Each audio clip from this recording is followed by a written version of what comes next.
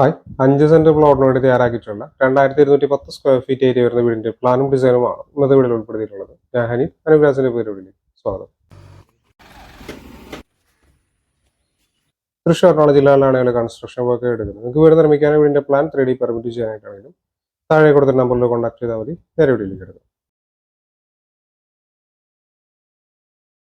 ഇത് ഗ്രൗണ്ട് ഫ്ലോറിന്റെ പ്ലാനാണ്. ഈ ഭാഗത്തായിട്ട് പോർച്ച് വരുന്നുണ്ട്.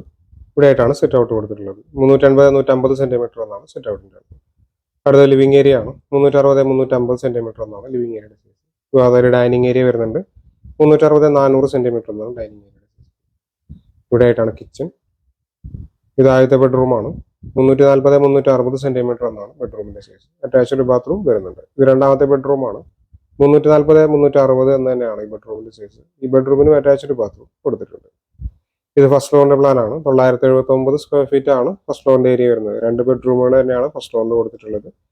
ഒരു അപ്പർ ലിവിംഗ് സ്പേസ്, ബാൽക്കണി എന്നിങ്ങനെയാണ് മറ്റു കാര്യങ്ങൾ വരുന്നത്.